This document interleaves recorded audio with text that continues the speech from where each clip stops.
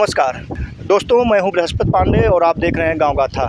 दोस्तों, खेतीबाड़ी, बागवानी, मत्स्य पालन, ऊन उत्पादन, इन तमाम चीज़ों से जुड़ी हुई जानकारियां मैं लेकर आपके लिए समय समय पर आता रहता हूं। और आज जो जानकारी देने जा रहा हूं, जिसके बारे में बताने जा रहा हूं, शायद उसको जानकर आपका भी सीना फ़ख्र से चौड़ा हो जाएगा।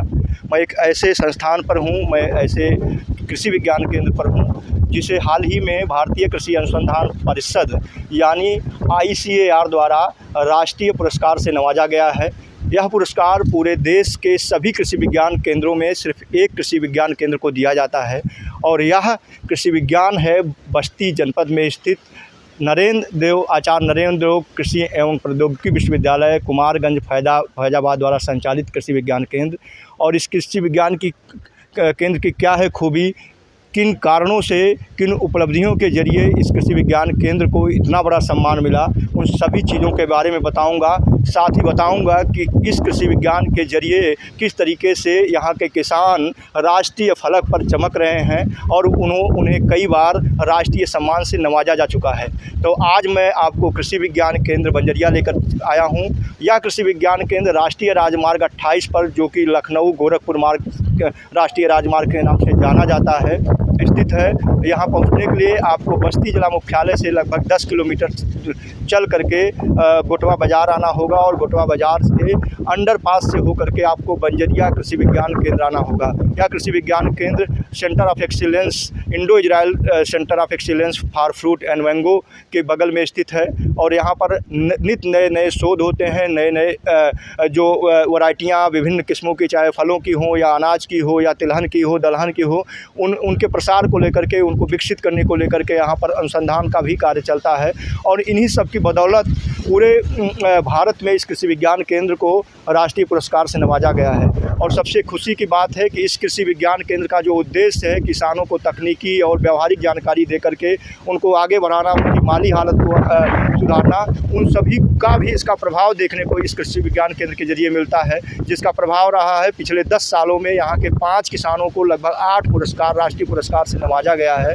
और यह शायद भारत का पहला ऐसा जिला है जहाँ 10 सालों में 5 किसानों को 8 राष्ट्रीय अवार्ड मिले हों। तो इन सभी चीज़ों के बारे में बताऊंगा और बताऊंगा कि यहाँ क्या है खूबी, किस तरीके से यहाँ पर रिसर्च होता है, किन किन चीज़ों की फसलें तैयार की जाती हैं और कैसे किसानों के में इसको प्रसारित किया जाता है। तो आइए चलते हैं कृषि विज्ञान केंद्र के रिसर्च सेंटर पर प्रदर्शन प्रक्षेत्र में। और मैं इसके पहले भी आपको बता चुका हूँ कि ये कृषि विज्ञान केंद्र पूरे देश में उत्कृष्ट है।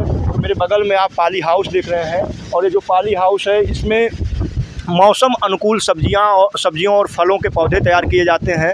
और क्योंकि अभी इसमें लाक लगा हुआ है और अगर अभी मौका मिला, यहाँ के साइंटिस्ट चूँकि आज व्यस्त हैं, 15 अगस्त का दिन है, स्वतंत्रता दिवस का समारोह मनाया जा रहा है। और 75वीं वर्षगांठ पर जब पूरा देश आज़ादी का अमृत महोत्सव मना रहा है, उस अमृत महोत्सव के मौके पर कृषि विज्ञान केंद्र में भी इसको बड़े धूमधाम से मनाया गया और सैकड़ों किसानों को यहाँ पर सम्मानित भी किया गया है। तो आप अंदाज़ा लगा चुके होंगे कि जो राष्ट्रीय फलक पर एक कृषि विज्ञान केंद्र चमक रहा है, या यहाँ के साइंटिस्ट, यहाँ के कृषि वैज्ञानिकों, यहाँ के किसानों और आचार्य नरेंद्र देव कृषि एवं प्रौद्योगिकी विश्वविद्यालय ICAR के समन्वित सहयोग से यह मौका मिल पाया है, उपलब्धि मिल पाई है। तो सबसे पहले मैं यहाँ के पाली हाउस के बारे में बता रहा था। हमारे बीच में अभी कुछ ही देर में हम बात कराएंगे और जानेंगे कि इस पाली हाउस में किस तरह के मौसम अनुकूल पौधे तैयार किए जाते हैं और कैसे किसानों को इसे वितरित किया जाता है। क्योंकि कृषि विज्ञान केंद्र जो है उसको कुछ खर्चे अपने स्वयं डेवलप करने पड़ते हैं, खर्चे निकालने पड़ते हैं। तो हमारे साथ कृषि वैज्ञानिक हैं डॉक्टर प्रेम शंकर जी, जो फसल सुरक्षा के विशेषज्ञ हैं। आइए हम जानते हैं डॉक्टर प्रेम शंकर जी से। सबसे पहले तो आपको बधाई कि आपके कृषि विज्ञान केंद्र को राष्ट्रीय पुरस्कार से नवाजा गया है। और यह पुरस्कार पूरे देश में एक कृषि विज्ञान केंद्र को मिलता है। तो कैसा महसूस कर रहे हैं कृषि विज्ञान केंद्र को राष्ट्रीय अवार्ड से नवाजे जाने पर? बड़े हर्ष की बात है। हमारे कृषि विज्ञान केंद्र को पंडित दीनदयाल उपाध्याय राष्ट्रीय पुरस्कार से 2021 से नवाजा गया है और ये भारतीय कृषि अनुसंधान परिषद नई दिल्ली द्वारा दिया जाता है। पूरे आप भारत की बात करें, पूरे देश की बात करें, 4 कृषि विज्ञान केंद्र को अलग अलग राज्यों से चयन होते हैं, जिसमें तृतीय स्थान पे हमारा कृषि विज्ञान केंद्र बस्ती को राष्ट्रीय पुरस्कार मिला है। इससे पहले 2019 में पंडित दीनदयाल उपाध्याय कृषि एवं कृषि प्रोत्साहन पुरस्कार जोनल अवार्ड से भी नवाजा गया था। और यहाँ कृषि विज्ञान केंद्र बस्ती जो मेन आचार्य नरेंद्र कृषि एवं प्रौद्योगिकी विश्वविद्यालय कुमारगंज अयोध्या का ये कृषि विज्ञान केंद्र है। हमारे इस विश्वविद्यालय से 25 कृषि विज्ञान केंद्र कार्यरत हैं, जो कि अलग अलग जनपदों में हैं। कुछ जनपदों में 2 कृषि विज्ञान केंद्र हैं और ये कृषि विज्ञान केंद्र नई तकनीकियाँ जो निकाली जाती हैं उन तकनीकियों का किसानों के बीच हस्तांतरण करने का काम मुख्यतः होता है। और जो भी टेक्नोलॉजी नई तकनीकी निकलती है वो मेनली किसानों के बीच पहुंचाने का कैसे काम किया जाए क्या है। अब जैसे कि हमारे यहाँ तमाम पॉली हाउस नेट हाउस लगा हुआ है। अब पॉली हाउस का मेन पर्पज़ होता है कि यहाँ बेमौसमी सब्जियों को उसी टेम्परेचर मेंटेन करके बेमौसमी सब्जियाँ की जाती हैं। और इसमें जो ऑफ सीज़न की सब्जियां होती हैं जैसे खीरा, तरोई, लौकी और भी तमाम प्रकार के शिमला मिर्च, टमाटर, तमाम प्रकार की यहाँ पे सब्जियां की जाती हैं। आपका नेट हाउस बगल में है। नेट हाउस में हमारी पौध तैयार की जाती है नई कलम के, जैसे आम हुआ, अमरूद हुआ, नींबू हुआ, अन्य प्रकार की पौध तैयार की जाती हैं। तो डॉक्टर साहब, हम लोग बात कर रहे थे कि कृषि हस्तांतरण या तकनीकी हस्तांतरण या खेतों में कैसे कृषि विज्ञान केंद्र पहुंचता है और किस तरीके से किसानों को जानकारी देता है, उसके बारे में प्रकाश डालें। बहुत अच्छा प्रश्न आपने किया है। देखें, कृषि विज्ञान केंद्र का मुख्यतः काम तकनीकी हस्तांतरण पे होता है। हमारे यहाँ मेन काम 4 एस्पेक्ट पे काम होता है। एक तो प्रशिक्षण जो हम कृषकों को, कृषक महिलाओं को देते हैं, ट्रेनिंग कराते हैं। इन सर्विस के जो हमारे कर्मचारी हैं उन लोगों को प्रशिक्षण देते हैं। और जो वोकेशनल ट्रेनिंग, जो रोज़गार परक ट्रेनिंग रूरल यूथ को हम लोग देते हैं। एक तो ये ट्रेनिंग का पार्ट हो गया। दूसरा, हम लोग किसानों के यहाँ परीक्षण का काम कराते हैं, इसको OFT कहते हैं, ऑन फार्म ट्रायल। उसमें जो भी नई टेक्नोलॉजी तकनीकी निकलती है उसको हम अपने यहाँ अपने केंद्र पे और किसानों के यहाँ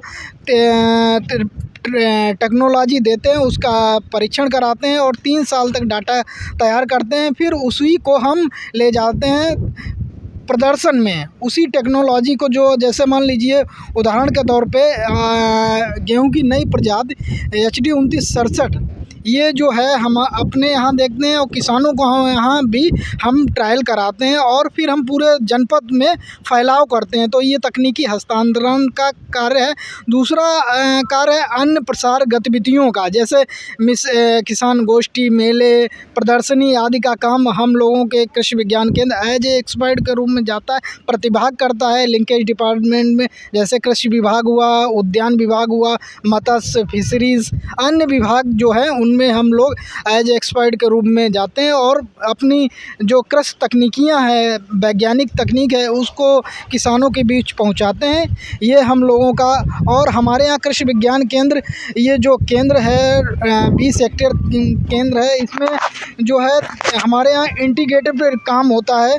हमारे यहाँ पॉली हाउस, नेट हाउस, मत्स्य पालन, मुर्गी पालन, मशरूम उत्पादन, मधुमक्खी पालन और आपका बकरी पालन आदि हमारे यहाँ लाइव प्रदर्शन इकाइयाँ स्थापित हैं। और हमारे यहाँ इस केंद्र को इसी सब कामों को देख के, यहाँ के काम को, गतिविधियों को देख के हमारे भारत सरकार ने, ICR ने, भारतीय कृषि अनुसंधान परिषद ने 2021 का पंडित दीनदयाल उपाध्याय राष्ट्रीय पुरस्कार से नवाजा गया है।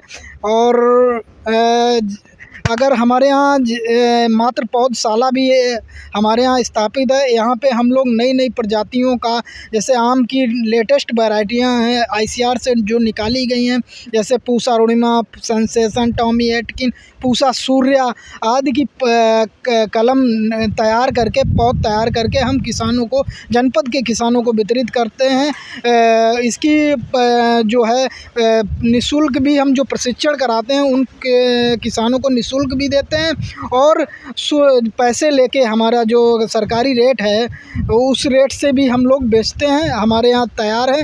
अमरूद की भी हमारे यहाँ पौध तैयार है, इसको भी हम लोग वितरित करते हैं। नींबू है, है, आपका सागौन है, इत्यादि की पौध, टमाटर हुआ, आपका मिर्च हुआ, इसकी भी सब्जी पौध भी हम यहाँ से हम किसानों को बीज देते हैं, पहुँचाते हैं। और नई नई जो भी तकनीकियाँ निकल के आती हैं उनका हम लोग यहाँ पे कृषि विज्ञान केंद्र पे परीक्षण कराते हैं, किसानों के यहाँ परीक्षण कराते हैं, फिर पूरे जनपद में फैलाव का काम करते डॉक्टर हैं। साहब एक चीज़ और जानना चाहेंगे, अभी आपने कहा कि प्रदर्शन कराते हैं और उसको टेस्टिंग भी करते हैं। जी। तो हाल ही में बस्ती जनपद काला नमक की खेती में तेज़ी से उभर कर आया है और जी। बस्ती जनपद का नाम सिद्धार्थनगर से आगे लिया जाने लगा है काला नमक की खेती में, और यहाँ के किसान भी आगे आए हैं और बड़े हाई रेट पर काला नमक चावल किसान बेच पा रहे हैं, तो इससे उनके आय में भी आमदनी हुई है। तो जो कई ऐसी वैरायटियाँ भी डेवलप हुई हैं, ICR ने, IRI ने डेवलप की हैं, और जो आपके कृषि विज्ञान केंद्रों के जरिए न केवल बस्ती बल्कि आसपास के भी जनपदों में और दूसरे प्रदेश के लोग भी यहाँ आकर ले जा रहे हैं। तो और एक चीज़ और बता दूं कि दर्शकों आपके लिए भी बता दूं कि काला नमक जो चावल है या एक एरोमेटिक चावल है, सुगंधित चावल है और भारत का सबसे सुगंधित चावल है। इसकी विदेशों में बड़ी मांग है और बड़े हाई रेट पर मिलता है। किसान मिनिमम इसको 100 से 150 रुपये प्रति किलो के थोक के भाव से बेचते हैं। अमेज़न और फ्लिपकार्ट जैसी कंपनियों के ऑनलाइन पोर्टल पर या जो है 300 साढ़े 300 रुपये प्रति केजी के हिसाब से बिकता है। और इसको GI टैग प्राप्त है, 11 जनपद इसमें शामिल हैं, GI टैग है। तो मतलब ये एक विशेष क्षेत्र का इजाद है, यहीं की उत्पत्ति माना जाता है GI टैग को। तो सरकार जिस भी प्रोडक्ट को GI टैग देती है उस GI टैग के अंतर्गत उस प्रोडक्ट के निर्यात का अधिकार सिर्फ उन्हीं जिलों को प्राप्त होता है या उसी व्यक्ति विशेष को प्राप्त होता है।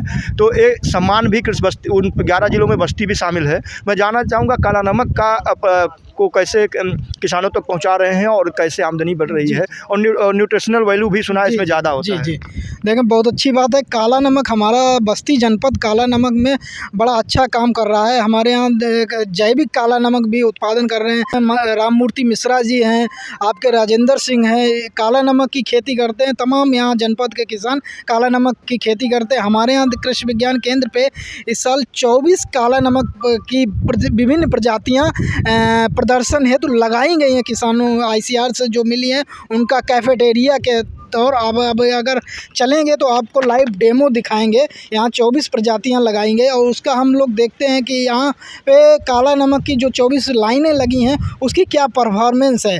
जैसे काला नमक 1, काला नमक 101 और काला नमक इम्प्रूव्ड, तो इसका तो हम लोग यहाँ देखे हैं। लेकिन जो लाइन जो ICR द्वारा इस बार लगाई गई हैं 24 लाइनें, उसका हम लोग ट्रायल लगाए हैं।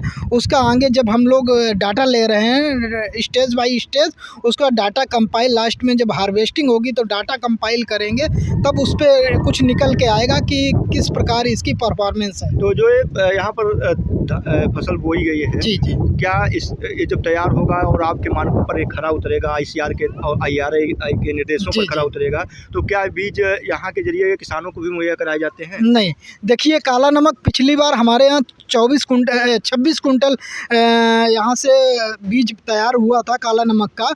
वो सब यहाँ जनपद के किसानों, यहाँ तक कि अदर जनपद के किसानों को ही हम लोगों ने एज ए सीड के रूप में प्रोवाइड कराया था। शुल्क लिया था जो भी 65 रुपये पर केजी, तो हम लोग प्रोवाइड कराते। इस बार ट्रायल के रूप में आया थोड़ा बीज, तो यहाँ क्राफ्ट एरिया में मतलब एक विषय में हम लोग कैफेट एरिया लगाए हैं। उसको अभी इतना नहीं हो पाएगा, लेकिन ये 2 वैरायटियाँ काला नमक की हमारी 1-1 एकड़ में लगी हैं। उसका जो सीड प्रोडक्शन होगा वो बिल्कुल हमारे किसान भाइयों को प्रोवाइड होगा। तो बगल में एक नेट हाउस भी दिख रहा है, जैसा कि पाली हाउस भी दिखा था। तो नेट हाउस का क्या काम होता है, इसके बारे में भी बताएं। जी, नेट हाउस बेसिकली होता है कि हमारी जो भी पौध तैयार की जाती है, फलदार पौध या सब्जी की पौध, उसको कलम तैयार करके हम नेट हाउस में ले जाते हैं, रखते हैं। और इसमें क्या होता है कि हमारी कीट व्याधियों का प्रकोप नेट हाउस में कम होता है, यही मुख्यतः काम होता है। और इसमें नेट हाउस में जो हमारे खुले आसमान में हम रखते हैं तो कीड़े बीमारियों का प्रकोप अधिक होता है, नेट हाउस में अपेक्षाकृत कम होता है।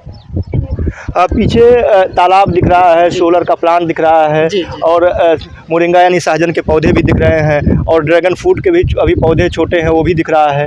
तो इतना सारा कुछ ये जो मॉडल है इसको किस नाम से जाना जाता है तकनीकी रूप से, जी, जी। और इसको कैसे कृषि जो किसान है उसको अपना करके अपनी आय बढ़ा सकते हैं। साथ ही बागवानी में, सब्जियों में, मछली पालन में, खुम्ब उत्पादन में किस तरीके से कृषि विज्ञान केंद्र सहयोग कर रहा है, इसके बारे में बताएं। देखें, कृषि विज्ञान केंद्र जो है मेनली काम करता है एकीकृत समन्वित कृषि प्रणाली मॉड्यूल के तहत। जैसे कि देख रहे हैं हमारे यहाँ 1000 स्क्वायर मीटर का तालाब है मछली, जिसमें 6 प्रकार की मछलियाँ यहाँ पाली जा रही हैं। कॉमन कार्प है, सिल्वर कार्प है, रोहू है, नयन है, भाकुर है।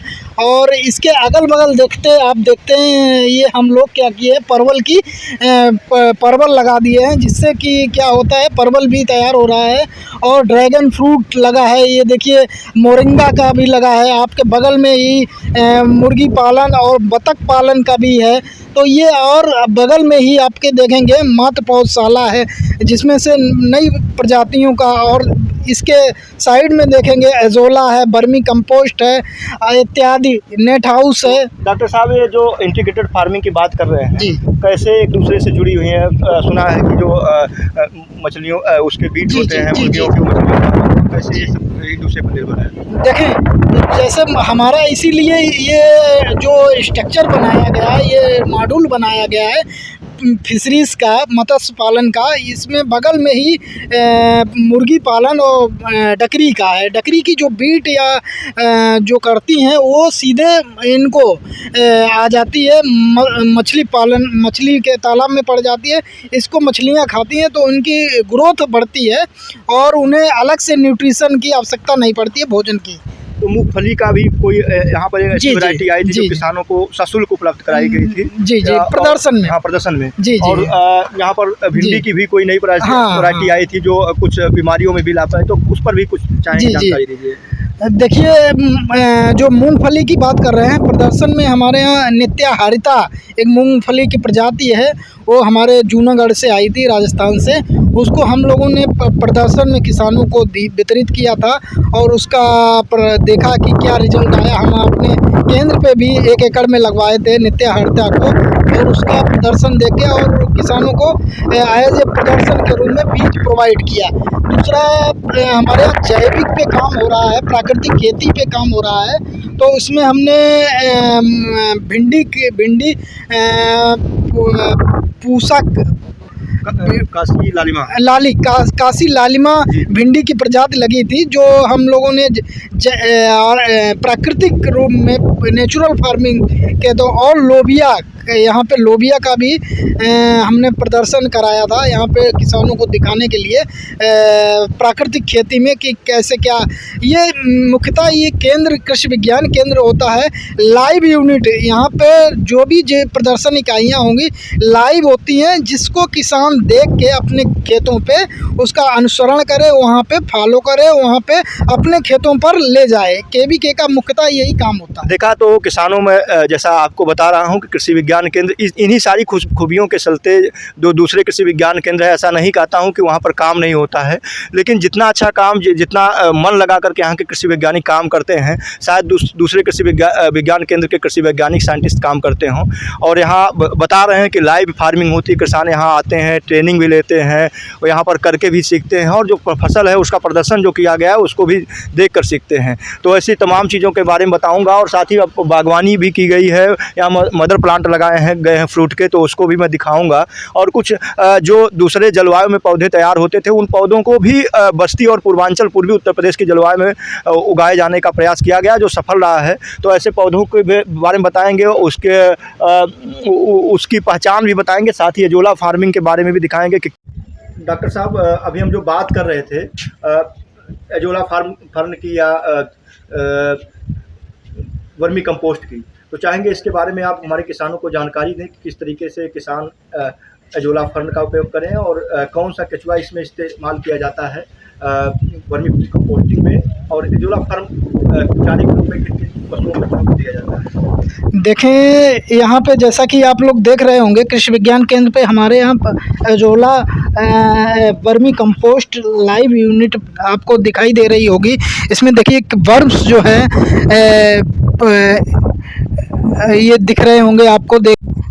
केंचुए की आइसेनिया फोर्डिडा नाम की प्रजाति देखिए इसमें पालन की जाती है और इसमें वर्मी कंपोस्ट तैयार होती है। जो कंपोस्ट इसका जो आजकल देख रहे होंगे प्राकृतिक खेती का दौर जो चल रहा है आजकल, इतनी ज़्यादा रासायनिक दवाइयों का प्रयोग हो रहा है जिससे हमारी भूमि भी दूषित होती चली जा रही है, बंजर होती चली जा रही है। उसके लिए हमें जो ये वर्मी कंपोस्ट है इसका हम तैयार करके अगर हम इससे जैविक तरीके से, प्राकृतिक खेती के तरीके से इसको बढ़ावा दें और इसका प्रयोग करें तो खेती में बहुत अच्छा लाभ होगा। जैसा कि आप लोग देख रहे होंगे कि यहाँ पे अजोला इकाई भी स्थापित है। ये एक प्रकार से हरा सोना कहते हैं और एक प्रकार से फर्न है। इसको हम लोग किसान जैसे जानवर लोग दुधारू जानवर होते हैं उनको जो है दुधारू जानवर इसको प्रयोग में लाते चारे के रूप में इसको दिया जाता है जिससे उनका पूरा दूध जो है बढ़ता है और मुर्गियां जो हम चारा देते हैं मुर्गी भी इसको चारे के रूप में दिया जाता है जिससे उनके जो प्रोटीनियस होता है इसमें प्रोटीन की मात्रा बहुत होती है। और हम धान के खेत में भी इसका प्रयोग करते हैं जिसमें नाइट्रोजन की पूर्ति होती है। तो इस प्रकार हमारी ये अजोला इकाई है जो आपका। एक चीज़ और जानना चाहेंगे, जो ये अजोला फर्न है या वर्मी कंपोस्ट है, इसको लेकर के किसानों को प्रशिक्षण भी जी समय समय पे हमारे यहाँ विभिन्न गतिविधियों पे प्रशिक्षण दिए जाते हैं। जैसे वर्मी कंपोस्टिंग का, अजोला का प्रशिक्षण या मत्स्य पालन, मुर्गी पालन, बकरी पालन, मशरूम उत्पादन, मधुमक्खी पालन, नर्सरी मैनेजमेंट का इत्यादि प्रशिक्षण दिए जाते हैं। और ये प्रशिक्षण किसानों को और बेरोजगार युवकों को और इन सर्विस जो संबंधित विभागों के कृषि विभागों से कर्मचारी होते हैं उनको भी हम लोग प्रशिक्षण देते रहते हैं और सिखाते हैं कि कैसे क्या वैज्ञानिक तरीकों से कैसे क्या खेती करनी चाहिए जिससे आमदनी दोगुनी हो सके। जैसा कि यहाँ पर एक आपने प्रदर्शन कर रखा है सेब की, और जैसा सभी लोग जानते हैं कि सेब ठंडे प्रजात का फल है और ये ठंडे प्रदेशों में उगता है, फल देता है। लेकिन हमने देखा है कि बस्ती में बहुत सारे किसानों ने रोप रखा है, वो आपके ही जरिए प्रेरित होकर के गए हैं। और जो सेब की हैरीमैन, Anna dark red gold and पोस्टेड GDPIR 2-3 वैरायटियाँ आपने यहाँ प्रदर्शित कर रखी हैं, लगा भी रखी हैं। तो कैसे पूर्वांचल की इस गर्म जो कि जहाँ का तापमान 40 डिग्री सेल्सियस तक होता है, कैसे यहाँ पर उत्पादन होता है? देखें, जो आप सेब की प्रजाति देख रहे हैं यहाँ पे डिस्प्ले भी हो रही है, ये हनीमैन शर्मा 99 के प्रजाति है। और ये इसकी खासियत है, अभी तक क्या किया, अरुणाचल प्रदेश में हनीमैन शर्मा जी हैं, उन्होंने निकाली है इस क्षेत्र के लिए जहाँ पे 15 से 40 डिग्री सेंटीग्रेड का तापमान रहता है, वहाँ पर भी फलत बहुत अच्छी आती है। हमारे यहाँ बस्ती जनपद में कर्नल KC मिश्रा जी हैं, उनके यहाँ लगभग 10 से 15 पौध लगे हैं और बाकायदा बहुत अच्छी फलत दे रहे हैं और फ्रूटिंग वही स्वाद, वही क्वालिटी मिल रही है। इसलिए हम लोगों ने पिछली साल यहाँ पे माननीय जिला अधिकारी महोदय और माननीय कृषि मंत्री सूर्य प्रताप शाही जी द्वारा पौध रोपित कराई थी, वो इस समय इतनी बड़ी हो गई है। और इसमें पिछली साल 4-5 फल भी आए थे, लेकिन पौधा छोटे होने की वजह से हम लोगों ने इसे तोड़ दिया था। तो आप देख रहे होंगे इसमें हनीमैन शर्मा, इसका यहाँ पर भी अब आपको सेव आप कर सकते हैं। इस क्लाइमेट में, इस तापमान पे भी सेव की फल ले सकते हैं। जैसा कि दर्शकों देखिए इसमें प्रदर्शित भी किया गया है कि पौधों की लंबाई बहुत ज़्यादा नहीं होती, 10 से 15 फीट होती है। और जैसा हमने बताया कि मैंने तो 40 डिग्री सेल्सियस तक बात की थी, 45 डिग्री सेल्सियस तक भी इसको उगाया जा सकता है और गर्म राज्यों में खासकर ये उगाया जा सकता है। 2 से 3 वर्षों में ये सेब के पौधे फल भी देने लगते हैं और उपज इसकी जो है 10 से 20 किलोग्राम प्रति पेड़ मिलती है। और एक फल का वज़न भी जो अच्छा मिलता है 250 से 300 ग्राम तक होता है। और और जून माह में पक जाता है। दिसंबर से फरवरी माह में सेब को पौधों का रोपण किया जाना चाहिए, क्योंकि उसमें थोड़ा ठंडक होता है। तो आप लोग भी अगर करना चाहते हैं तो आप कृषि विज्ञान केंद्र से संपर्क कर सकते हैं, और कैसे पौधे मंगाए जाएँ और यहाँ से तैयार पौधे कैसे आप क्रय कर सकते हैं, वो पूरी जानकारी आपको मिलेगी। लेकिन समय से पहले आओ, पहले पाव के आधार पर ही पौधे यहाँ उपलब्ध होते हैं, क्योंकि यहाँ पर सीमित मात्रा में पौधे तैयार किए जाते हैं। और जो ICAR, IARI या जो ICR के विभिन्न शोध संस्थान उनके द्वारा जो डेवलप किए गए वैरायटियाँ हैं, वह सारी वैरायटी यहाँ पर एकत्र करके किसानों के लिए तैयार की जाती हैं। तो आइए जानते हैं दूसरे पौधों के बारे में जो यहाँ पर गर्म मौसम में उगाए जाने के लिए मुफीद पाए गए हैं, और कृषि विज्ञान केंद्र उनको उगाने में सफल रहा है। खीर और शरीफा के भी पौधे दिख रहे हैं, तो क्या खूबी है और कैसे यहाँ पर इसको उगाए जाने में सफलता मिली है? देखिए, हमारे यहाँ कृषि विज्ञान केंद्र बस्ती पे अंजीर का, जैसा कि आप डिस्प्ले भी हो रहा है, यहाँ पे अंजीर लगी है, प्रजाति पूना है। इसकी विशेषताएं कि ये फल छोटा और पतझड़ी प्रकृति का होता है, मध्यम आकार के, घंटी आकार के, गुलाबी पृष्ठभूमि के साथ बैंगनी रंग का होता है। इसके फल मई से अगस्त तक पककर तैयार हो जाते हैं। प्रति वृक्ष 25 से 30 किलोग्राम तक फलत होती है। इसमें विटामिन A, B, कैल्शियम पर्याप्त मात्रा में पाया जाता है। देख रहे होंगे हमारे यहाँ शरीफा भी लगा है, जिसकी शरीफे की औसत ऊंचाई लगभग 2 से 5 फीट तक होती है। पेड़ में फल रोपाई के 2 वर्षों बाद माह अगस्त नवंबर से आते हैं। फल का रंग हरा व फल सुगंधित व गूदा मीठा होता है। इसमें विटामिन A, C व आयरन पर्याप्त मात्रा में पाया जाता है। दोस्तों पीछे आप देख रहे हैं चेरी का पौधा है, जो छोटी पत्तियां आपको दिख रही हैं इधर, छोटी पत्तियों वाला पौधा चेरी का है। और इसके बगल में जो है आड़ू बुखारा है, और उसके बगल में नाशपाती आप देख रहे हैं। तीनों के लाइनें आपको दिख रही होंगी, और तीनों में जब सबसे अच्छी चीज़ है चेरी। आप देखते होंगे तमाम पेय पदार्थ, तमाम आपको दही की लस्सी, हर जगह पर चेरी का उपयोग होता है और सबको आकर्षित करता है। साथ ही आलू बुखारा, जो कि ठंडे प्रदेशों में पहाड़ों पर पाया जाता है, उसके भी पौधे लगाए गए हैं। नाशपाती भी लगाई गई है, जो भी पहाड़ों पर उगती है। तो जानते हैं इसमें भी देखिए, नाशपाती में भी गुटी लगाई गई और जल्दी ही पौधे तैयार हुए हैं। तो आइए डॉक्टर साहब से जानते हैं। इसी क्रम में देखें, जैसा कि आपने बताया, चेरी हमारे यहाँ लगी है, प्रजाति कोरल है। और यहाँ इस प्रजाति की खासियत है, स्वाद में मीठा होता है। ये फल बसंत के मौसम में पककर तैयार हो जाता है। इस फल का आकार बड़ा व कठोर होता है। इस फल में फटने की संभावना बहुत कम होती है। दूसरा हमारी लगी है आड़ू बुखारा, यहाँ पे प्रजाति सनगोल्ड लगी हुई है। इसके 15 पौध लगे हैं। इस फल का आकार में बड़ा और सुगंधित होता है। इसकी तुड़ाई फरवरी व अप्रैल में होती है। इसका फल पककर लाल रंग का दिखाई देता है। इसी क्रम में नाशपाती की प्रजाति पैंथर नाथ लगी है। इसकी विशेषताओं की अगर बात हम करते हैं तो इसमें पौधे की लंबाई 30 फीट तक होती है। पत्तियां मध्यम आकार की, पुष्प सुगंधित और सफ़ेद व गुलाबी रंग की होती हैं। इस फल में फोलिक एसिड, बोरान और एंटीऑक्सीडेंट की भरपूर मात्रा होती है, जिससे हम लोगों को शरीर में रोगों से लड़ने की क्षमता को बनाए रखती है। विभिन्न किस्में और देख रहे हैं। सबसे पहले जो ब्लैक कलर का पत्तियां, ब्लैक कलर की टहनियाँ, और इसके फल भी ब्लैक और गूदे भी ब्लैक होते हैं। साथ ही आपको धवा, लालिमा, थाई पिंक जो बड़े अमरूद होते हैं, इस समय बाजार में बहुत बड़े बड़े अमरूद दिखते हैं, उन सारे के पौधे लगाए गए हैं। तो आइए डॉक्टर साहब से ही जानते हैं क्या है खासियत और कैसे इनको रोप सकते हैं।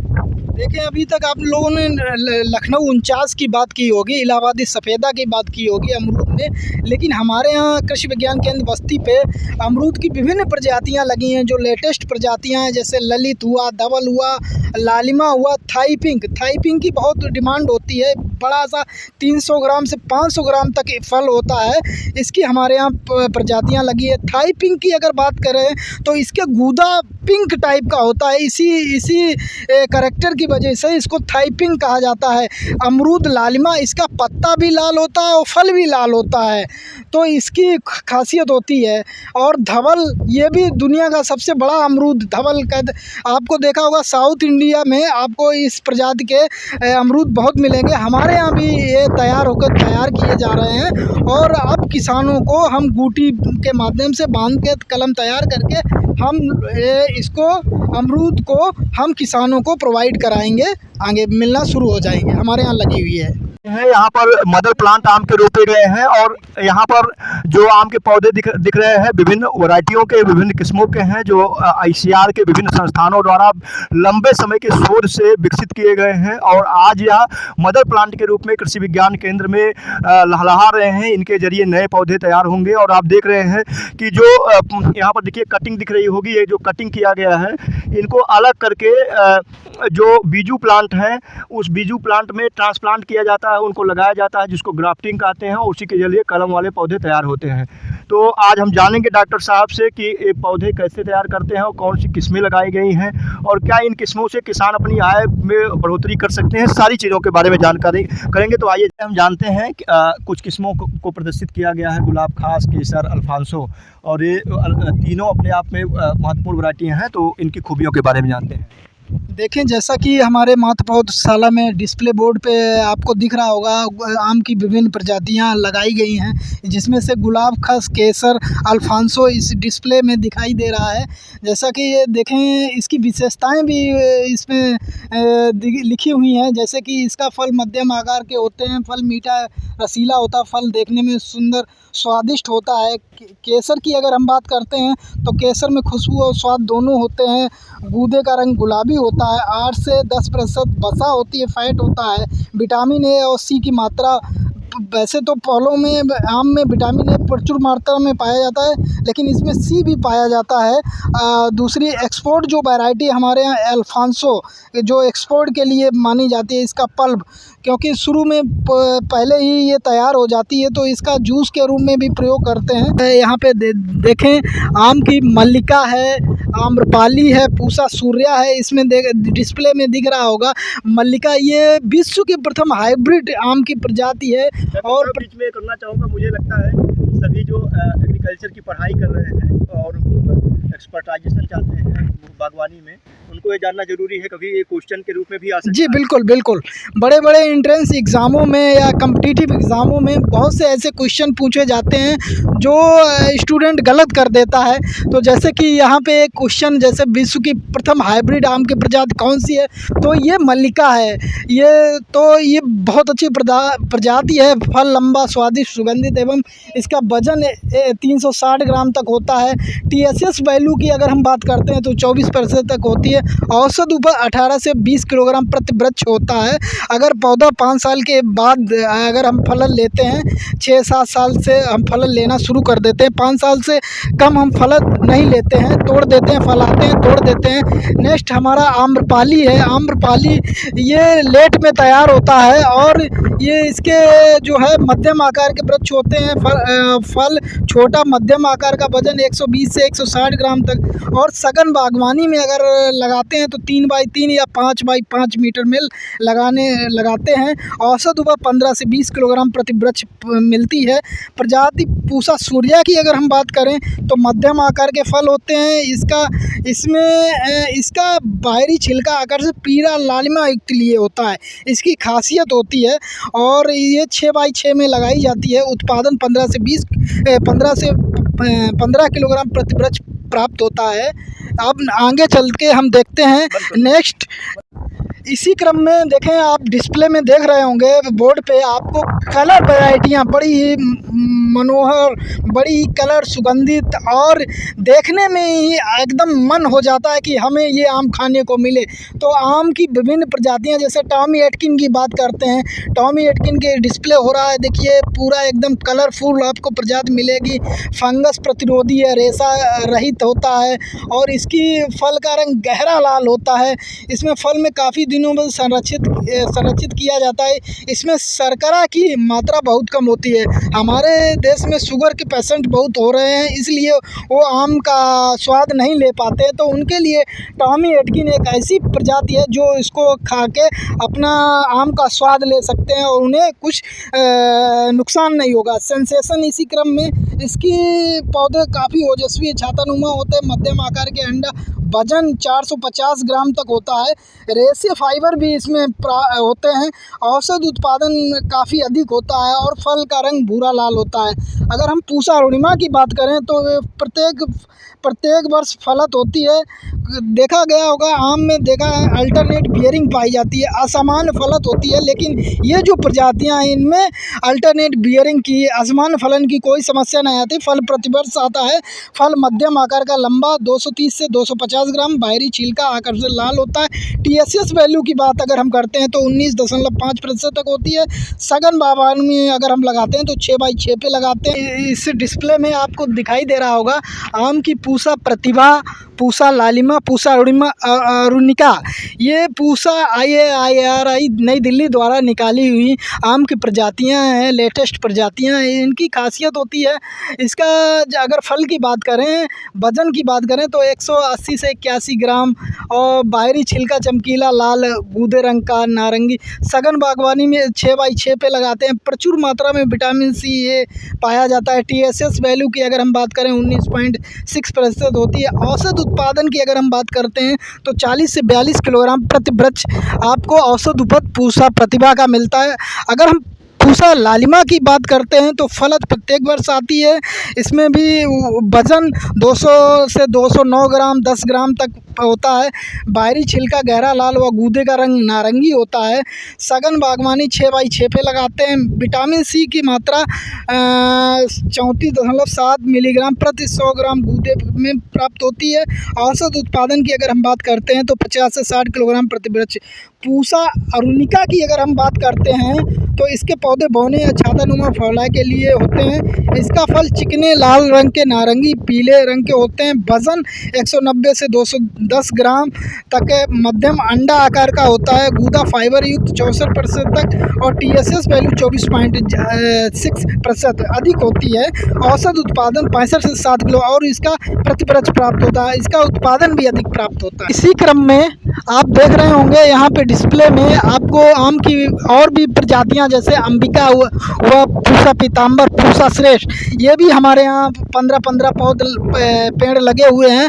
और इनसे तैयार करके कलम हम किसानों को नई कलम तैयार कर रहे हैं और किसानों को प्रोवाइड कराएंगे, उपलब्ध कराएंगे।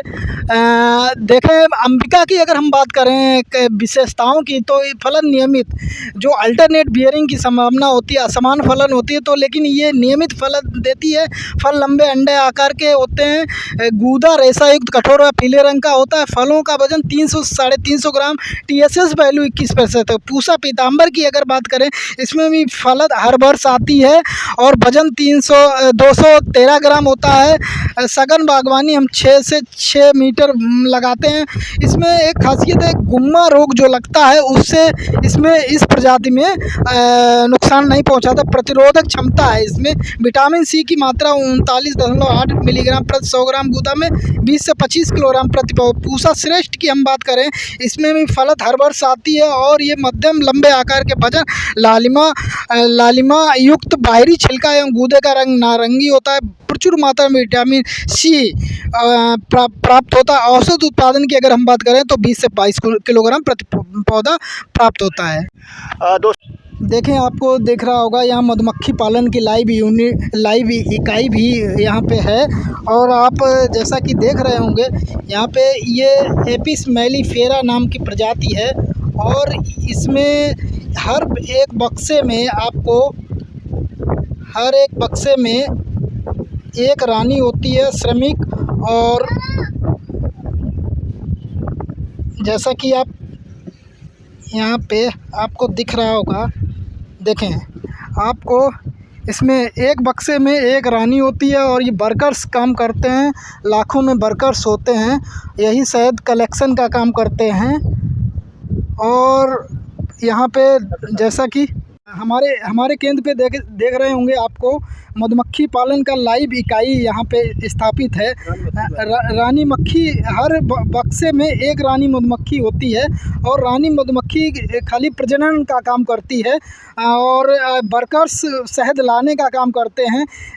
और कावेरी मधुमक्खी, ये जैसे वर्कर जिसको कावेरी मधुमक्खी कहते हैं। रानी, आपको अभी हम इसमें रानी भी थी एक, उसका अलग ही आपको 1 मिनट अभी हम दिखा दे रहे हैं। रानी मधुमक्खी कहाँ पे है, वो ये सब वर्कर दिख रहे हैं।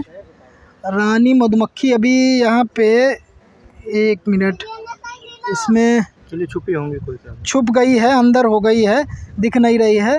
तो यहाँ पे मधुमक्खी पालन का भी बैनर, मधुमक्खी पालन का भी काम यहाँ पे लाइव ट्रेनिंग हो। धान की सर्वाधिक सुगंधित और एरोमेटिक वैरायटी काला नमक की है और कृषि विज्ञान केंद्र पिछले कई वर्षों से काला नमक के जो धान की वैरायटियां हैं वो उपलब्ध कराता आ रहा है और 2 वैरायटियां यहाँ पर एक एकड़ रोपी गई हैं और इन दोनों वैरायटी से जो धान तैयार होगा उसको बीज के रूप में किसानों को निर्धारित मूल्य पर जो कृषि विज्ञान केंद्र अप्रूवल लेगा, कृषि विश्वविद्यालय आचार्य नरेंद्र कृषि एवं प्रौद्योगिकी विश्वविद्यालय कुमारगंज फैजाबाद से, उस रेट पर इस साल भी किसानों को उपलब्ध कराया जाएगा। आप देख रहे होंगे फसल लहला रही है, जहाँ पूरा जनपद पूर्वांचल सूखे से जूझ रहा है, उस वहीं पर इस बलुहट मिट्टी में जहां पर धान की फसल लेना सबसे कठिन काम होता है, इसकी लालिमा और इसकी हरियाली देखकर सहज अंदाजा लगा सकते हैं कि कृषि विज्ञान केंद्र ने कितनी मेहनत की होगी किसानों को किसानों के लिए फसल को मुहैया कराने के लिए। मैं यहाँ से चल रहा हूँ, लेकिन जो धान रोपाई किया गया उसके पौधों से इतनी खुशबू आ रही है कि पूरी तरीके से मदहोशी से छाई जा रही है और यह किस्म जो है 150 से लेकर के 350 रुपये प्रति किलो के हिसाब से बेची जाती है। और सच बताऊं कि इसकी डिमांड पूरी दुनिया में सबसे ज़्यादा है। भारत सरकार द्वारा इसको जीआई टैग दिया हुआ है। जीआई टैग मिलने से उन 11 जिलों में जिसमें बस्ती भी शामिल है उसको पूरी तरीके से अधिकार प्राप्त है कि वह इसके निर्यात के लिए दूसरे देशों में निर्यात के लिए अधिकृत है। इन 11 जिलों के अलावा कोई भी आधिकारिक रूप से इसका निर्यात विदेशों में नहीं कर सकता है, इसकी खरीद फरोख्त नहीं कर सकता, व्यवसाय नहीं कर सकता है। जीआई टैग का पूरा अधिकार बस्ती, सिद्धार्थनगर, संत कबीरनगर, महाराजगंज, गोरखपुर जैसे जिलों को है। और 2 एकड़ में जो काला नमक रोपाई की गई है इस अगले साल जब ये पक करके तैयार होगी तो अगले साल किसानों को बीज के रूप में मुहैया कराया जाएगा। लेकिन इस साल 24 प्रजातियों पर शोध चल रहा है जिनका नामकरण नहीं हुआ है। अभी वो विभिन्न चरणों से ट्रायल होकर के गुजरेगा, जो IARI द्वारा और जो ICAR के संस्थान उनके द्वारा डेवलप किया गया है। तो आइए जानते हैं यहाँ के कृषि वैज्ञानिक, यहाँ के एक्सपर्ट, यहाँ के फसल सुरक्षा के वैज्ञानिक डॉक्टर प्रेमशंकर जी से। दोस्तों यहाँ पर 24 वैरायटियाँ 24 किस्में काला नमक की डेवलप की जा रही हैं और ये ICAR के विभिन्न संस्थानों से कृषि विज्ञान केंद्र को मुहैया कराया गया है और उस पर रिसर्च चलेगा, विभिन्न चरणों से ट्रायल होकर के गुजरेगा और जो उसके मानकों पर खरी उतरेंगी, जो किसानों के लिए लाभदायी होंगी, उनको रिलीज किया जाएगा। तो आइए जानते हैं कैसे ट्रायल होता है, कैसे बाद में रिलीज किया जाता है और नामकरण होता है। तो डॉक्टर साहब से जानते हैं।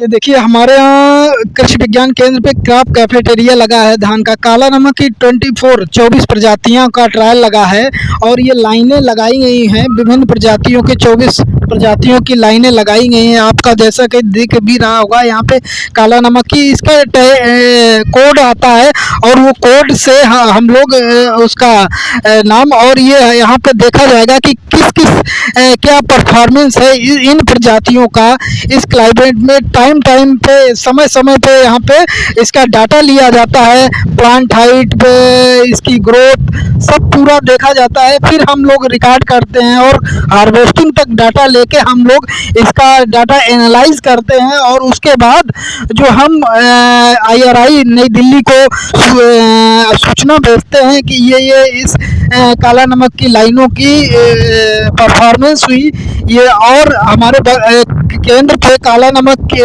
101 काला नमक इम्प्रूव्ड काला नमक के एक एकड़ पे लगा हुआ है, रोपित है और फसल बहुत अच्छी है।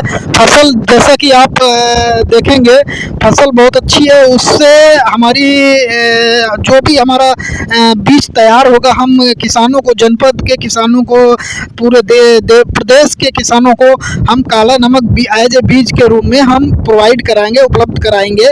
जो भी हमारे काला नमक का जो रेट रहता है, पिछली बार हम लोगों ने 26 कुंटल काला नमक हमने यहाँ से कृषि विज्ञान केंद्र से बीज बेचा था किसानों को प्रोवाइड कराया था, जिससे उन्हें असुविधा नहीं हुई काला नमक सीड लेने में। हमारे पीछे जगरी प्लांट दिख रहा है और यहाँ अत्याधुनिक मशीनों से गन्ने से गुड़ तैयार किया जाता है और गुड़ विभिन्न फ्लेवर में तैयार किया जाता है और मुझे लगता है सैकड़ों फ्लेवर में यहाँ से गुड़ को तैयार किया जा सकता है, जिससे ज़्यादा रेट किसान ले सकते हैं। यहाँ किसान भाई आ करके देख सकते हैं कि कैसे अत्याधुनिक तरीके से विभिन्न सांचों में ढाल करके गुड़ को अलग अलग शेप में तैयार किया जा सकता है। इसके पीछे बकरी पालन का सेंटर बना हुआ है, जहाँ से किसान भाई बकरी पालन के बारे में जानकारी ले सकते हैं।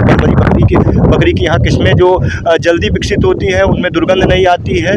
भाई इस पर प्रशिक्षण भी यहाँ ले सकते हैं। जगरी प्लांट कैसे चलाएं, इस पर भी प्रशिक्षण ले सकते हैं। उसके लिए किसानों को कृषि विज्ञान केंद्र से संपर्क करना होगा। और यह कृषि विज्ञान केंद्र राष्ट्रीय राजमार्ग 28 से सटा हुआ है, जो कि गोटवा बाजार गोसवा कस्बे से होकर के आता है। बस्ती जिला मुख्यालय से लगभग 10 किलोमीटर की दूरी पर, 8 से 10 किलोमीटर की दूरी पर कृषि विज्ञान केंद्र है। कोई भी किसान यहाँ पर जानकारी लेना चाहता है, पौधों को प्राप्त करना चाहता है, प्रशिक्षण लेना चाहता है, तकनीकी के बारे में जानना चाहता है, तो यहाँ बताए गए पते पर आकर के संपर्क कर सकता है। दोस्तों, जैसा कि मैं बता रहा था कि बस्ती कृषि विज्ञान केंद्र भारत में सर्वश्रेष्ठ कृषि विज्ञानों में केंद्रों में चुना गया है। और यह जो अवार्ड रहा है ICAR द्वारा, भारतीय कृषि अनुसंधान परिषद, भारत सरकार द्वारा दिया गया है। और ये बड़ी उपलब्धि होती है किसी भी कृषि विज्ञान केंद्र के लिए। और जब सैकड़ों की संख्या में कृषि विज्ञान केंद्र हों, उसमें से बेस्ट चुना जाना होता है, तो एक बड़ा उपलब्धि माना भी जाता है। और मैं आपको इस कृषि विज्ञान की खूबियों के बारे में बता भी रहा था, गिना भी रहा था। और हमारे साथ एक्सपर्ट यहाँ के साइंटिस्ट हैं, पशु सुरक्षा के डॉक्टर प्रेम शंकर जी, वो भी बता रहे थे। लेकिन उससे पहले कि यहाँ के साइंटिस्ट से जाने, यहाँ के कृषि वैज्ञानिकों से जाने, हम जानते हैं किसानों से जिन्होंने इस कृषि विज्ञान केंद्र के जरिए नेशनल लेवल पर उपस्थिति दर्ज कराई है, राष्ट्रीय फलक पर तक की यात्रा की है। और उन्हें भारत सरकार के IARI द्वारा राष्ट्रीय पुरस्कार से नवाजा गया है, इनोवेटिव फार्मर के अवार्ड से नवाजा गया। हमारे साथ 3 किसान बैठे हुए हैं और तीनों किसान इनोवेटिव फार्मर अवार्डी रहे हैं। और आगे भी आशा है कि इनको और कई भी अवार्ड मिलेंगे। सब लोग अपने अपने क्षेत्र में एक्सपर्ट हैं। हमारे सबसे बगल में जो दिख रहे हैं अहमद अली जी हैं, और यहाँ दुबलिया ब्लॉक के रहने वाले हैं। और बागवानी, मधुमक्खी पालन, मछली पालन और सब्जियों की खेती में आपका एक विशेष नाम है। इंटीग्रेटेड फार्मिंग के लिए आपको जाना जाता है। साथ में हमारे सुगंधित धान की खेती और सब्जियों की खेती और जैविक खेती के लिए एक विशेष पहचान बनाने वाले राममूर्ति मिश्रा जी हैं। और बगल में बैंक मैनेजर के पद से रिटायर्ड विजन बहादुर पाल जी भी हैं। आप भी सुगंधित खेती, सब्जियों की खेती, मूंगफली की खेती अपनी विशेष पहचान रखते हैं। तो सबसे पहले मैं उनसे बात करने के पहले चूंकि संक्षेप में बताना चाहूँगा कि जो अहमद अली जी हैं, और अपनी पास खुद की ज़मीन नहीं है, लेकिन वर्षों से आप लीज पर ज़मीन लेकर के केले की खेती करते हैं, उन्नत वैरायटियों की, मधुमक्खी पालन उसी खेत में करते हैं, सब्जियों की फसली खेती केले की फसल के साथ करते हैं, साथ में मछली पालन करते हैं। तो आइए जानते हैं कृषि विज्ञान का क्या योगदान रहा है, किस तरह से प्रशिक्षण मिला और किस तरह से यहाँ के कृषि वैज्ञानिकों के सहयोग से IARI से नेशनल इनोवेटिव फार्मर अवार्ड का अवार्ड मिला। सर नमस्ते सर। पहले जो है हम 2004 से खेती कर रहे हैं सर।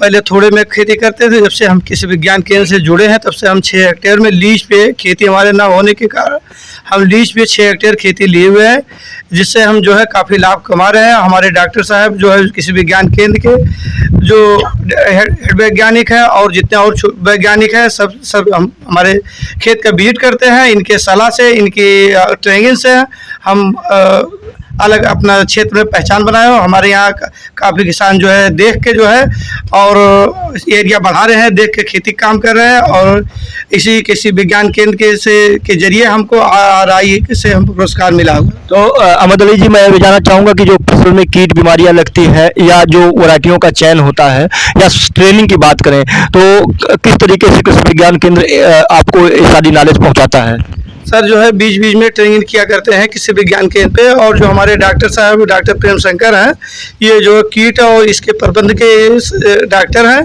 जो हमको कोई परेशानी होती है तो इनसे हम सलाह लेते हैं। बीच में हम हमारे खेत को बीट भी किया करते हैं।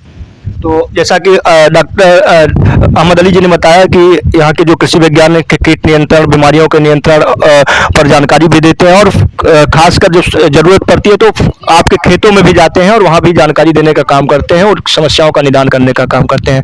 पास में मेरे राममूर्ति मिश्रा जी बैठे हैं। अपने इनका परिवार संपन्न परिवार रहा है और इन्होंने इलाहाबाद विश्वविद्यालय से स्नातक किया हुआ है। आपने प्रयागराज में ही हाई कोर्ट में प्रैक्टिस भी की, लेकिन पिताजी के अनुरोध पर आप प्रैक्टिस छोड़ करके गांव चले आए। आपके परिवार के ज़्यादातर लोग USA यानी अमेरिका में रहते हैं। 3 भाई इंजीनियर, 1 भाई डॉक्टर। और उसके बाद आपने खेती के बदौलत अपने बच्चों को MBA तक की पढ़ाई की और आज वो बच्चे बैंक में नौकरी कर रहे हैं, जैविक खेती कर रहे हैं, और आप भी नेशनल अवार्डी रहे हैं। आइए जानते हैं इन्हीं के जरिए कृषि विज्ञान केंद्र का क्या योगदान रहा है, क्या रोल रहा है। नमस्कार दोस्तों, मैं राममूर्ति मिश्रा मैं इलाहाबाद विश्वविद्यालय से विधि स्नातक करने के बाद वहीं हाई कोर्ट में प्रैक्टिस करने लगा था। लेकिन हम चूंकि मैं घर में सबसे छोटा था और हमारे घर के बड़े लोग सभी जितने हमारे बड़े भाई थे सब अधिकारी वर्ग के थे, सब लोगों को सरकारी नौकरी लग गई, नौकरी में वो बाहर रहने लगे और मेरे पिताजी कृषि से ही सबको पढ़ाए लिखाए थे। तो मेरे पिताजी को एहसास होने लगा कि लगता है मेरी खेती अब खत्म हो जाएगी, घर पे कोई नहीं रहेगा। उन्होंने मुझसे कहा, घर में छोटा होने के कारण मैं तुरंत पिताजी के बातों को मान करके माता पिता के साथ आकर के गांव पे रहने लगा और बड़ी सुखद अनुभूति रही। पहले तो मैं परंपरागत खेती करता था जैसे पिताजी करते थे, उसमें थोड़ी दो चीज़ों की दिक्कत आती थी। एक तो आर्थिक रूप से क्षति बहुत होती थी और दूसरे सोशल स्टेटस, जो एक सामाजिक सम्मान मिलना चाहिए किसान को, वो नहीं मिल रहा था। समाज में किसान को बड़े हेय दृष्टि से देखा जाता था, मन में एक क्षोभ होता था। लेकिन सौभाग्य मेरा रहा, मैं उस समय कृषि विज्ञान केंद्र के संपर्क में आया और एक पढ़ा लिखा किसान होने के नाते कृषि विज्ञान केंद्र से जो मुझे स्नेह और सम्मान मिला, शायद वह मेरे जीवन का वो परिवर्तन का काल था। और यहाँ के आदरणीय वैज्ञानिक गणों ने मुझको इतना प्रोत्साहन दिया। पहले तो एक बार मेरा मन टूट गया था कि क्या ये खेती करें, कि पैसा तो भले हम खेती से कमा लेंगे, सामाजिक सम्मान नहीं मिल पा रहा। चूंकि घर में सब लोग सम्मानित लोग थे, सम्मान कमा रहे थे, मुझे ऐसा लग रहा था मुझे सम्मान। लेकिन आज मैं जनपद में नहीं, पूरे प्रदेश में मुझे सम्मान मिल रहा है और उसका पूरा श्रेय, मेरे जीवन परिवर्तन का पूरा श्रेय हमारे इस कृषि विज्ञान केंद्र का है। यहाँ विशेष शिक्षित वर्ग को तो इतना सम्मान मिलता है, इतना सम्मान मिलता है। अगर शिक्षित वर्ग कृषि के क्षेत्र में आता है तो उसको पलकों पर बिठाकर और आधुनिक तकनीक से कैसे खेती करके हम धन कमा सकते हैं, ये एक एक बात यहाँ बताई जाती है। और बड़े एक्सपर्ट हमारे यहाँ हैं, यहाँ के चाहे हमारे अध्यक्ष महोदय हों या और हमारे आदरणीय वैज्ञानिक गण हैं, सब किसानों के साथ जुड़ करके और इन्हीं के सानिध्य में रहकर नई तकनीक सीख कर हम अपना खेती अलग तरह से करने लगे। और आज मैं उसी खेती के बदौलत न केवल अपने बच्चों को यहाँ MBA कराया, हमारी बिटिया MSW की, हमारा बेटा MBA करके इस समय विदेशी बैंक में करीब 1.5 लाख रुपए पर मंथ की सैलरी ले रहा। और मैं भी एक सामाजिक सम्मान, जहाँ भी जाता हूँ लोग बड़े हर्षोल्लास से देखते हैं कि बस्ती जनपद के एक बहुत ही उत्कृष्ट किसान है और बहुत ही नवोन्मेषी किसान है। और इसी को लेकर के कृषि विज्ञान क्षेत्र के मार्गदर्शन में काम करने के कारण मुझे पिछले वर्ष IARI से नवोन्मेषी कृषक सम्मान भी मिला है, जिसका पूरा श्रेय हमारे कृषि विज्ञान केंद्र को जाता है। यहीं से जो कुछ मैंने सीखा, नहीं तो इसके पहले मुझे खेती की ABC नहीं मालूम थी केवल। और आज मैं तो सभी विशेषकर शिक्षित वर्ग से कहता हूँ जो इधर उधर घूम रहे हैं वो खेती की तरफ आए और हमारे कृषि विज्ञान के संपर्क में आए। और यहाँ से न केवल आर्थिक रूप से वो मजबूत होंगे बल्कि उनको सामाजिक सम्मान के क्षेत्र में भी बहुत आगे सम्मान मिलेगा। आपको साज अंदाजा हो गया होगा कि जो कृषि विज्ञान केंद्र बस्ती है कैसे नेशनल अवार्ड तक पहुंचा, क्योंकि किसानों ने खुद इसको बयां किया है कि कृषि विज्ञान केंद्र बस्ती के किसानों के लिए उनके लिए सदैव तत्पर रहता है, उनके हर एक समस्याओं के समाधान के लिए तत्पर रहता है। और राममूर्ति मिश्रा जी थे। अब आइए हम जानते हैं विजेंद्र बहादुर पाल से, जो एग्रीकल्चर स्नातक हैं और उसके बाद इन्होंने बतौर बैंक मैनेजर के रूप में कई वर्षों तक सेवा दी। रिटायरमेंट के बाद पूरी तरीके से इन्होंने अपने आपको खेती में लगा लिया है। उम्र लगभग 75 वर्ष है और इस उम्र में आपकी ऊर्जा, आपका जज्बा देख करके कोई अंदाजा नहीं लगा सकता कि 75 वर्ष के किसान होंगे। और इन्होंने भी IARI के इनोवेटिव फार्मर अवार्ड का पुरस्कार जीता है और यह 25 किसानों में चयनित होता है। बस्ती जनपद के इस साल एकमात्र किसान रहे हैं। और हम आपको बता दें कि पूरे देश में 10 सालों में 8 नेशनल अवार्ड जीतने का जो वो है गौरव है वो बस्ती जनपद को जाता है। और मुझे लगता है देश का पहला जिला होगा जहां इतने सारे किसानों को नेशनल अवार्ड मिला है। 10 वर्षों में लगभग 8 अवार्ड आए हैं। तो आइए जानते हैं विजेंद्र बहादुर पाल से किस तरह से कृषि विज्ञान केंद्र बस्ती आपको आगे बढ़ाने में मदद कर रहा है। मैं विजेंद्र बहादुर पाल ग्रामीण बैंक से रिटायर ब्रांच मैनेजर पद से हूँ और पहले भी खेती करता था, लेकिन अब रिटायर होने के बाद मैं कृषि विज्ञान केंद्र बस्ती के संपर्क में आया। यहाँ के वैज्ञानिकों का संपर्क और सराहनीय योगदान रहा कि यहाँ की नई टेक्निक, नई प्रजातियाँ, फल के पौधे और सब चीज़ यहाँ उपलब्ध कराए जाते हैं। निगरानी इनकी अच्छी रहती है कि हमारे फील्ड तक जा कर के इन लोगों ने देखा और प्रोत्साहन दिया और हम उसी तरीके से कृषि में अपना अपना करके, नई टेक्निक का उपयोग करके मैंने अपने काला नमक धान के सुगंधित खेती किया। उसमें रासायनिक उर्वरकों का कोई प्रयोग नहीं किया, जैविक तरीके से मैं खेती करता हूँ। इसमें मेरी उपज पैदावार बढ़ी है, आमदनी मेरी दुगनी हुई है। मत्स्य पालन भी मैं करता हूँ और मेरे पास सारे यंत्र हैं, मशीनरी फार्म के सारी उपयोगी मैं करता हूँ। किसान का हार्वेस्टर ये सब मेरे पास मौजूद है। मैं नई तकनीकी अपना करके कृषि विज्ञान केंद्र के सारे वैज्ञानिकों का मैं आभारी हूँ कि ये मेरे फील्ड तक जा करके और पूरा सहयोग प्रतिदिन अगर मैं पूछता हूँ कोई बीमारी लगी है, कोई इंसेक्टिसाइड लगा है, कोई वेटिसाइड हमको ज़रूरत पड़ती है, तो तुरंत यहाँ के वैज्ञानिक मेरा सहयोग करते हैं और इनके मनोबल से प्रेरणा लेकर के मैं इनोवेटिव फार्मर का अवार्ड प्राप्त कर चुका हूँ। इसके लिए मैं अपने सभी साथियों को धन्यवाद देता हूँ। तो अभी हमने 3 किसानों से जाना जो तीनों किसान नेशनल अवार्डी हैं। जैसा मैं बात कर रहा था कृषि विज्ञान केंद्र बस्ती के नेशनल अवार्ड तक पहुंचने की, और नेशनल अवार्ड पर पहुंचने का जो श्रेय रहा है किसानों को भी रहा है, क्योंकि किसानों ने यहाँ से जो बातें सीखी उसके ज़रिए उन्होंने अपनी आमदनी बढ़ाई और उसी आमदनी की बदौलत जो यहाँ की सफलता की कहानियाँ हैं और यहाँ पर जो रिसर्च का वर्क होता है, यहाँ पर जो तकनीकी हस्तांतरण किसानोन के बीच में किया जाता है, उसमें सभी कृषि वैज्ञानिकों का हाथ रहा है। और हमारे साथ ऐसे ही एक किसान हैं जो बताएंगे कृषि विज्ञान केंद्र कैसे सहयोग करता है इनकी आमदनी बढ़ाने में। इनका नाम राजेंद्र सिंह है और ये बाढ़ग्रस्त एरिया के रहने वाले हैं। बरसाव एक गांव है जो दुबलिया ब्लॉक में पड़ता है और हल्दी की एक विशेष प्रजाति की खेती करते हैं जो खुद बताएंगे। और उन्होंने हल्दी के पत्तियों से तेल भी निकालने में सफलता पाई है और ICAR द्वारा, राष्ट्रीय कृषि अनुसंधान परिषद द्वारा, इन्हें जोनल लेवल का बाबू जगजीवन राम अवार्ड भी मिला हुआ है। तो आइए जानते हैं कैसे इनको कृषि विज्ञान केंद्र के जरिए जानकारियां मिलती हैं और कैसे आमदनी बढ़ाने में इनको सहायता मिलती है।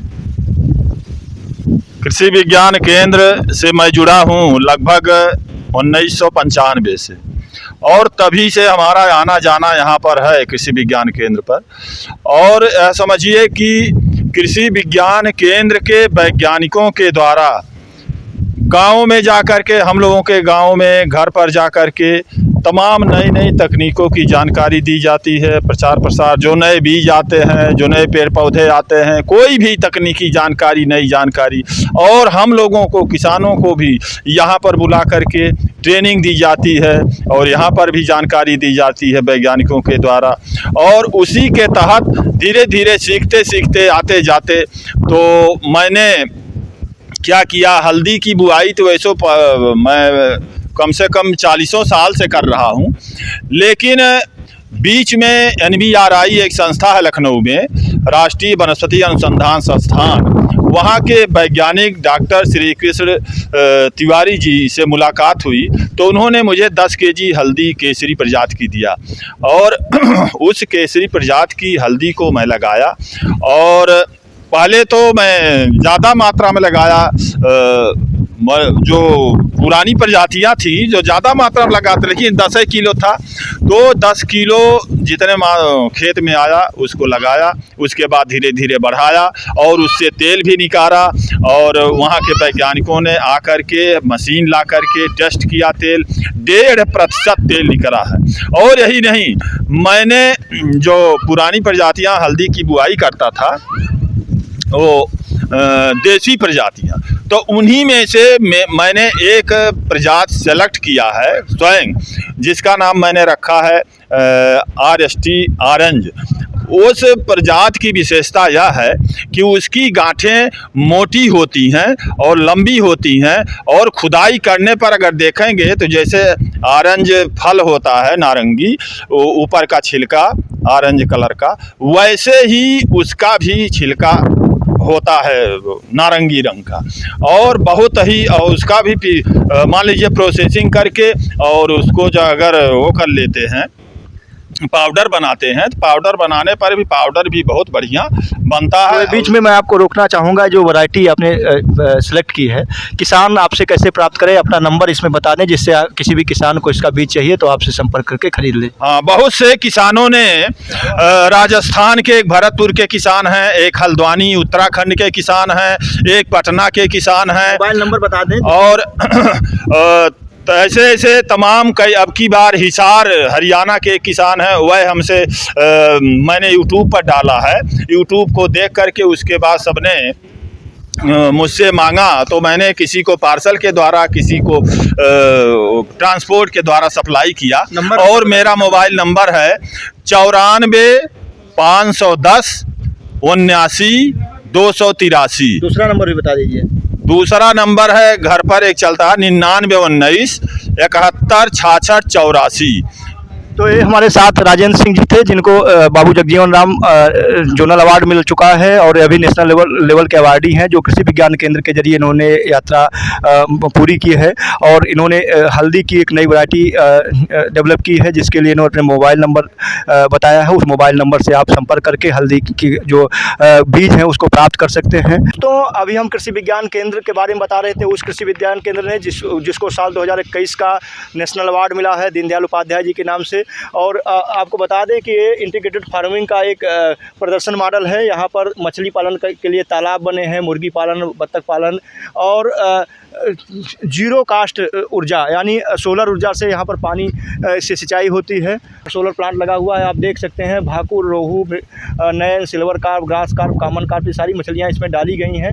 और साथ ही जो बीट करते हैं बत्तख, उनको मछलियों को खिलाया जाता है। इससे न्यूनतम लागत में मछली तैयार करने के लिए किया जाता है। ये सारी तकनीकी किसानों के लिए बनाई गई, जिससे किसानी यहाँ पर आकर के लाइव सीख सकें और उसको अपने खेती में, बागवानी में, मत्स्य पालन में उपयोग कर पाएँ।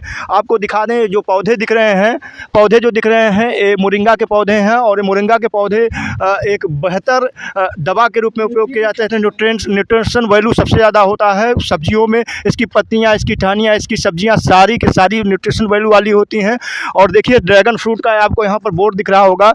डॉक्टर साहब एक बार ड्रैगन फ्रूट के बारे में बता दें, बस संक्षेप में बताएं क्या है, जिसे कैक्टस प्रजाति का इसमें लिखा है। जी ड्रैगन फ्रूट देखा आप हमारे यहाँ पे डिस्प्ले में दिखाया गया है। ये कैक्टस प्रजाति का होता है और इसमें पानी की खपत बहुत कम होती है और पौधों में कीड़े नहीं लगते हैं। इसकी खासियत होती है कि पौधों में कीड़े नहीं लगे। विदेश की ड्रैगन अधिक मांग होती है।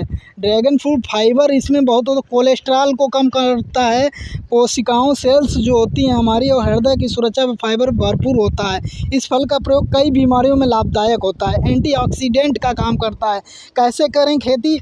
इसके लिए एक 6 फुट लंबी ICC पोल लगाने हेतु लगाते हैं। हर पौधे के बीच कम से कम 6 फुट की दूरी होनी चाहिए। इसकी सिंचाई में ज़्यादा पानी की आवश्यकता नहीं होती है। कितने में मिलते हैं पौधे? ड्रैगन फ्रूट का पौधा बाज़ार में 60 रुपये से लेके 100 रुपये तक प्रति मिलता है। कीमत इस पर निर्भर करता है कि पौधा कितना पुराना है। 3 साल पुराने पौधे में उपज जल्दी नहीं मिलती है। मानसून में ड्रैगन फ्रूट तैयार है। मानसून के 4 महीने बाद 40 दिनों के अंतराल में फल पकते हैं। इस फल का औसत वजन 100 से 300 ग्राम तक होता है। कितनी होती कमाई प्रति एकड़? अगर कमाई की बात करें, आमदनी की बात करें तो 150-200 लाख रुपए प्रति एकड़ आपको कमाई मिल जाती है ड्रैगन फ्रूट से। कुंभ के डॉक्टर साहब एक्सपर्ट भी हैं और अलग अलग मौसम के अनुसार, अगर चाहे डॉक्टर साहब से हम जानना भी चाहेंगे कि अलग अलग मौसम में, जैसे ठंडक में कौन सी वैरायटी उत्पादित की जाए और गर्मी के मौसम में कौन से कुंभ को वैरायटियों को उत्पादित किया जाए, उसके बारे में बताएं। देखिए हमारे बस्ती जनपद की अगर बात की जाए, हमारे जनपद में 14 ब्लॉक हैं, जिसमें से 11 ब्लॉक में बटन मशरूम की खेती होने लगी है। ये मौसमी मशरूम होता है। इसकी खेती अक्टूबर टू मार्च की जाती है और इसके लिए टेम्परेचर की अगर आवश्यकता होती है 15 से 25 डिग्री सेंटीग्रेड टेम्परेचर चाहिए। अपेक्षित आर्द्रता 80 से 85 अपेक्षित आर्द्रता। और इसके लिए बटन मशरूम की खेती ठंडी में यहाँ 2 जगह ऐसा है, हरैया ब्लॉक में और कप्तानगंज ब्लॉक में। एक हरैया ब्लॉक में हसीनाबाद क्षेत्र है, वहाँ पे नागपुर, चैनपुर, दिवाकरपुर एक इस प्रकार से हब के रूप में 150-200 किसान परिवार मशरूम की खेती हब के रूप में कर रहे हैं और ये पूरे जनपद में इसको फैला रहे हैं। इसी प्रकार कप्तानगंज में भी रानीपुर एक गांव है, वहाँ पे भी 50 से 60 समूह किसान परिवार मशरूम की खेती कर रहे हैं और अच्छी आमदनी कर ले रहे हैं।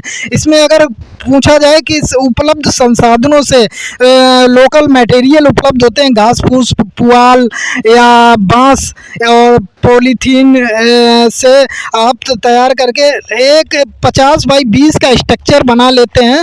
उसको 50 बाई 20 के स्ट्रक्चर में जो लागत आती है लगभग 80 से 1 लाख रुपए, 80,000 से 1 लाख रुपए आती है। और आमदनी की अगर शुद्ध लाभ की बात की जाए तो लगभग 1.5 लाख रुपए शुद्ध लाभ प्राप्त होता है। जैसे जैसे आप अगर अधिक सेट बनाएंगे, झोपड़ी बनाएंगे 1 से 2, 2 से 3, 3 से 4, तो यही लाभ का प्रतिशत 3 गुना, 4 गुना, 5 गुना तक बढ़ जाता है। तो मशरूम, बटन मशरूम की खेती हमारे जनपद में बहुत, जी, गर्मी के मौसम में 2-3 प्रजातियां हैं, जैसे ढिंगरी मशरूम आपने सुना होगा, दूधिया मशरूम सुना होगा, ये गर्मी के मौसम में उगाए जाते हैं।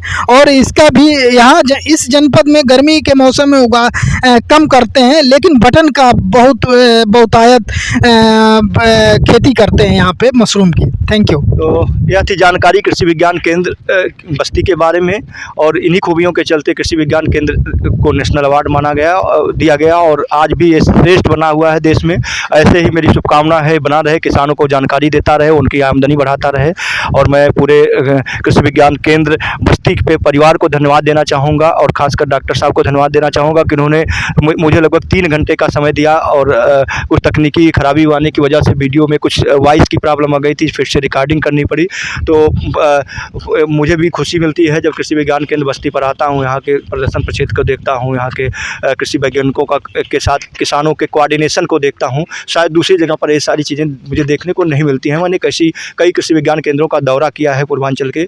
एक अपने आप में एक श्रेष्ठ कृषि विज्ञान केंद्र है, जो पूरे देश का श्रेष्ठ कृषि विज्ञान केंद्र है। बहुत सारी चीज़ें छूट रही हैं, फिर कभी मौका मिला तो उन सारी चीज़ों पर जानकारी दूंगा। इजाज़त दीजिए, ऐसी ही नई जानकारी के साथ फिर आगे आपके सामने मुखातिब होऊंगा। धन्यवाद। मेरे साथ कैमरे पर साथ दे रहे थे हंसदेव पांडे जी।